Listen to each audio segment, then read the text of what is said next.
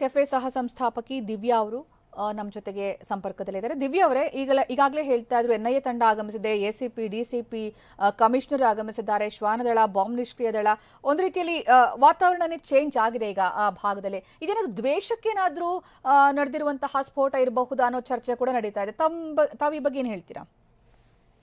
ಗೊತ್ತಿಲ್ಲ ಮೇಡಮ್ ಏನಾಗಿದೆ ಅಂತ. ನಮ್ದು we have gained that attention in the industry very soon. ನಮ್ಗೆ ತುಂಬಾ ಸೆಲೆಬ್ರಿಟೀಸ್ ಬರ್ತಾರೆ ಎವ್ರಿ ಡೇ. ನಮ್ಗೆ ಒಬ್ರು ಸೆಲೆಬ್ರಿಟೀಸ್ ನಮ್ಮ ಔಟ್ಲೆಟ್ಸ್ ಬರ್ತಾ ಇರ್ತಾರೆ, ಸಾವಿರಾರು ಜನ ಬರ್ತಾ ಇರ್ತಾರೆ. ಅಂಡ್ ನಾವು ನಮ್ ಫೋಕಸ್ ಜಸ್ಟ್ ಬಿಸ್ನೆಸ್ ಮೇಲೆ ಮಾಡ್ಕೊಂಡು ಬಂದಿದೀವಿ ಇಷ್ಟ ದಿನ. ನಮ್ಗೆ ಬೇರೆ ಯಾವ್ದ್ರ ಬಗ್ಗೆನೂ ಗಮನ ಕೊಟ್ಟಿಲ್ಲ ನಾವು. ಯಾರು ಏನೇ ಹೇಳಿದ್ರು ಅಥವಾ ಏನೇ ಪ್ರಾಬ್ಲಮ್ ಕೊಡೋಕ್ ಬಂದ್ರು ಗೊತ್ತಿಲ್ಲ ಮೇಡಮ್. ಇದು ಪೊಲೀಸ್ ಇನ್ವೆಸ್ಟಿಗೇಷನ್ ಇಂದಾನೆ ಗೊತ್ತಾಗತ್ತೆ ಆಕ್ಚುಲ್ ಫ್ಯಾಕ್ಟ್ ಏನಾಗಿದೆ ಇದು ಅಂತ. ಇನ್ನೊಂದು ಮಾಹಿತಿ, ಇದ್ರ ನೀವೇ ಮೋಸ್ಟ್ಲಿ ಇದಕ್ಕೆ ಕರೆಕ್ಟ್ ಆಗಿ ಆನ್ಸರ್ ಮಾಡ್ಬೋದು ಅನ್ಸುತ್ತೆ. ಗ್ಯಾಸ್ ಪೈಪ್ ಲೈನ್ ಪಕ್ಕದಲ್ಲೇ ಹಾದು ಹೋಗಿದೆ ಅನ್ನೋ ಒಂದು ಮಾತು ಕೂಡ ಕೇಳಿ ಬರ್ತಾ ಇತ್ತು. ಆ ತರದ್ದು ಏನಾದ್ರು ಇದೆಯಾ ಮೇಡಮ್ ಅಲ್ಲಿ? ಇಲ್ಲ ಮೇಡಮ್, ಗ್ಯಾಸ್ ಪೈಪ್ ಲೈನ್ ಇದ್ದಿದ್ರೆ ಅದು ಕಂಟಿನ್ಯೂಸ್ ಆಗಿ ಸೀರೀಸ್ ಅಲ್ಲಿ ಆಗ್ಬೇಕಿತ್ತು. ಅದು ಇದು ಬ್ಲಾಸ್ಟ್ ಆಗಿದೆ. ನಮ್ದು ಗೇಲ್ ಕನೆಕ್ಷನ್ ಇರೋದು ಫುಲ್ ಆ ಕಡೆಯಿಂದ ಇದೆ, ಹೊರಗಡೆ ಇದೆ. ಅದು ಹೊರಗಡೆ ಎಲ್ಲ ಏನು ಆಗಿಲ್ಲ. ಕಿಚನ್ ಹೋಗಿದೆ ಡೈರೆಕ್ಟ್ ಆಗಿ ಗ್ಯಾಸ್ ಕನೆಕ್ಷನ್. ಅದು ಕಸ್ಟಮರ್ ಏರಿಯಾದಲ್ಲಿ ಗ್ಯಾಸ್ ಕನೆಕ್ಷನ್ ಯಾವ್ದು ಇಲ್ಲ, ಪೈಪ್ಸ್ ಯಾವ್ದು ಇಲ್ಲ.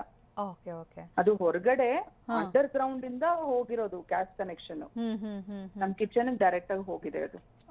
ಇನ್ನೊಂದು ಏನಂದ್ರೆ, ಈ ತರದ ಬ್ಲಾಸ್ಟ್ ಆದ ಸಂದರ್ಭದಲ್ಲಿ ಆಮೇಲೆ ನಾವು ಸಿಸಿಟಿವಿ ಫುಟೇಜ್ ಅಥವಾ ಪೊಲೀಸರು ಮಾಹಿತಿ ಕೊಟ್ಟ ಸಂದರ್ಭದಲ್ಲಿ ಗಮನಿಸಿರ್ತೀವಿ, ಅನುಮಾನಾಸ್ಪದ ವ್ಯಕ್ತಿಗಳು ಓಡಾಡ್ತಿರ್ತಾರೆ ಆ ಜಾಗದಲ್ಲಿ, ಅದೆಲ್ಲವೂ ಕೂಡ ರೆಕಾರ್ಡ್ ಆಗಿರುತ್ತೆ. ಸೊ ಆ ತರದ್ದೇನಾದ್ರೂ ಅನುಮಾನಾಸ್ಪದವಾಗಿ ಒಬ್ರು ಓಡಾಡಿದ್ದು ಅಥವಾ ಇಬ್ರು ಓಡಾಡಿದ್ದು ಈ ಬಗ್ಗೆ ಪ್ರತ್ಯಕ್ಷದಷ್ಟು ನಿಮ್ಮ ಸ್ಟಾಫ್ ಅವ್ರೇನಾದ್ರೂ ಗಮನಿಸಿದಾರಾ, ಏನಾದ್ರೂ ಹೇಳಿದಾರಾ? ಮೇಡಮ್, ಅದು ತುಂಬಾ ಜನ ಇರ್ತಾರೆ ನಮ್ಮ ಔಟ್ಲೆಟ್ ಅಲ್ಲಿ. ಸೊ ಒಬ್ರು ಮೇಲೆ ನಾವು ಆರೋಪ ಮಾಡೋದ್ ತಪ್ಪಾಗತ್ತೆ ಇಂಥವ್ರೆ ಅಂತ. ನಮಗ್ ಗೊತ್ತಿಲ್ಲ ಏನಾಗಿದೆ ಆಕ್ಚುಲಿ, ನಮಗ್ ಗೊತ್ತಿಲ್ಲ.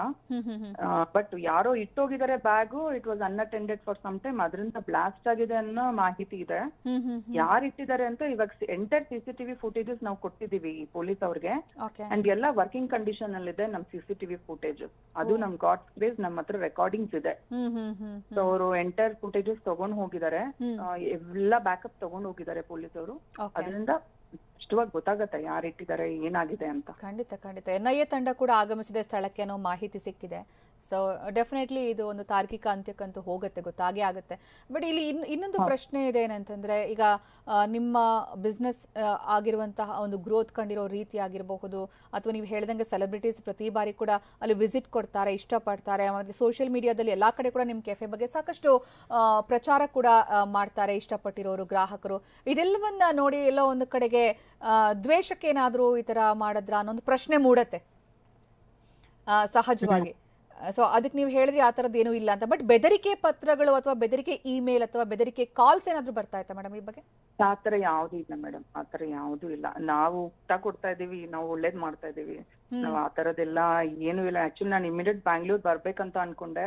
ನಾನೀಗ ಹೈದರಾಬಾದ್ ಅಲ್ಲಿ ಇದೀನಿ. ನಂದು ಜಸ್ಟ್ 2 months ಆಯ್ತು ನನ್ ಡೆಲಿವರಿ ಆಗಿ, ಎಳೆ ಮಗು ಇದೆ. ಹಾಗಾಗಿ ನಾನು ಇಮಿಡಿಯೇಟ್ ಬ್ಯಾಂಗ್ಳೂರ್ ಬರಕ್ ಆಗಿಲ್ಲ.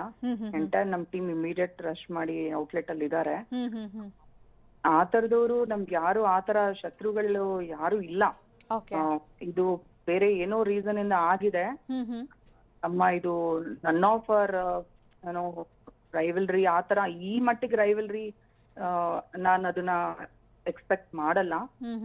May be this is some other reason, ಗೊತ್ತಿಲ್ಲ, ನೋಡ್ಬೇಕು. ಅಂದ್ರೆ ಯಾವ್ದೇ ರೀಸನ್, ಈಗ ಸ್ಕೂಲ್ಗಳಲ್ಲಿ ಹುಸಿ ಬಾಂಬ್ ಕರೆ ಬಂದಿತ್ತು, ಆಮೇಲೆ ಬೆದರಿಕೆ ಇಮೇಲ್ ಬಂದಿತ್ತು, ಸ್ಫೋಟ ನಡೆಸ್ತೀವಿ ಅಂತ, ಆ ತರದ್ ಏನಾದ್ರು ಥ್ರೆಟ್ ಬಂದಿತ್ತಾ ಏನಾದ್ರು ಅಂತ? ಇಲ್ಲ ಆ ತರದ್ ಏನು ಬಂದಿಲ್ಲ ನಮ್ಗೆ. ಎಕ್ಸಾಕ್ಟ್ಲಿ 1:30 ಆಗಿರೋದಲ್ಲ ಮೇಡಮ್ ಇದು? 1 ಗಂಟೆಯಿಂದ 1:30 ಒಳಗಡೆ ಆಗಿದೆ ಮ್ಯಾಮ್. ಅದು ಫುಲ್ ಸಿಸಿಟಿವಿ ಫುಟೇಜಸ್ ಕೊಟ್ಬಿಟ್ಟಿದೀವಿ. ಎಕ್ಸಾಕ್ಟ್ ಟೈಮಿಂಗ್ ಹೇಳ್ಬೇಕು. ಬಟ್ ಇವಾಗ ಎಲ್ಲಾ ಬ್ರಾಂಚ್ಗಳಲ್ಲೂ ಹೈ ಅಲರ್ಟ್ ಮಾಡ್ಬೇಕಾಗಿದೆ ಇವಾಗ. ಹೌದು. ಓಕೆ, ಅಂದ್ರೆ ನಿಮ್ ಕಡೆಯಿಂದ ಈಗ ಸಿಲಿಂಡರ್ ಸ್ಫೋಟ ಆಗಿಲ್ಲ ಅಥವಾ ಗ್ಯಾಸ್ ಪೈಪ್ ಲೈನ್ ಲೀಕೇಜ್ ಅಲ್ಲ, ಇದ್ಯಾವುದು ಕೂಡ ಅಲ್ಲ ಅಂತ ಕನ್ಫರ್ಮ್ ಮಾಡ್ತಿದ್ದೀರಾ ಈ ಮೂಲಕ? ಇಲ್ಲ, ಕನ್ಫರ್ಮ್ ಮೇಡಮ್, ಯಾವ್ದು ಆಗಿಲ್ಲ. ನಮ್ ಕಡೆಯಿಂದ ಯಾವ ಸಿಲಿಂಡರ್ ಬ್ಲಾಸ್ಟ್ ಆಗಿಲ್ಲ, ಯಾವ ಎಕ್ವಿಪ್ಮೆಂಟ್ ಬ್ಲಾಸ್ಟ್ ಆಗಿಲ್ಲ. ಅಲ್ಲಿ ಏನೂ ಇಲ್ಲ except dustbin, hand wash area ಬಿಟ್ರೆ ಅಲ್ಲಿ ಏನೂ ಇಲ್ಲ. ಓಕೆ, ಈಗ ಅಲ್ಲಿ ಪ್ರತ್ಯಕ್ಷದರ್ಶಿಗಳು ಹೇಳೋದು ಕೂಡ ಅಲ್ಲೊಂದು ಬ್ಯಾಗ್ ತಂದಿದ್ರು, ಅಲ್ಲಿ ಇಟ್ಟಿದ್ರು, ಅದಾದ್ಮೇಲೆ ಬ್ಲಾಸ್ಟ್ ಆಯ್ತು ಅಂತಾನೆ ಹೇಳ್ತಾ ಇರೋದು ಅವರು ಕೂಡ. ಹೌದು ಹೌದು. ಓಕೆ, ಈ ಬಗ್ಗೆ ಪೊಲೀಸರು ಏನಾದರೂ ಸಂಪರ್ಕ ಮಾಡಿದ್ರ, ತಮ್ಮನ್ನ ಮಾತಾಡಿದ್ರ ದಿವ್ಯ ಅವರ? ನಮ್ಮ ಅಡ್ವೊಕೇಟ್ಸ್ ಅಲ್ಲಿ ಇದ್ದಾರೆ, ನಮ್ಮ ಫ್ಯಾಮಿಲಿ ಮೆಂಬರ್ಸ್ ಇದ್ದಾರೆ, ನಮ್ಮ ಎಂಟೈರ್ ಟೀಮ್ ಇದ್ದಾರೆ ಅಲ್ಲಿ, ಮಾತಾಡ್ತಾ ಇದ್ದಾರೆ. ಓಕೆ ಓಕೆ ಓಕೆ, ಧನ್ಯವಾದ ಮೇಡಮ್.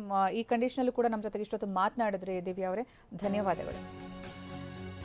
ಎಸ್, ಹೊರಗ್ನವ್ರು ತಂದಿಟ್ಟಂತಹ ಬ್ಯಾಗ್ನಿಂದಲೇ ಸ್ಫೋಟ ಸಂಭವಿಸಿದೆ ಅಂತ ಈಗ ಸಹ ಸಂಸ್ಥಾಪಕಿ ದಿವ್ಯಾ ಅವರು ಹೇಳಿದ್ರು. ಹೊರಗಿನವ್ರು ತಂದಿಟ್ಟ ಬ್ಯಾಗ್ನಿಂದ ಸ್ಫೋಟ ಸಂಭವಿಸಿದ್ದು ಬಿಟ್ಟರೆ ನಮ್ಮ ಕಿಚನ್ ಇಂದ ಅಲ್ಲ ಅಂತ ದಿವ್ಯಾ ಹೇಳಿಕೆಯನ್ನು ಕೊಟ್ಟಿದ್ದಾರೆ. ಟಿವಿ9ಗೆ ರಾಮೇಶ್ವರಂ ಕೆಫೆಯ ಸಹ ಸಂಸ್ಥಾಪಕಿ. 10 ಸೆಕೆಂಡ್ಗಳ ಅಂತರದಲ್ಲಿ ಎರಡು ಸಲ ಸ್ಫೋಟಗೊಂಡಿದೆ.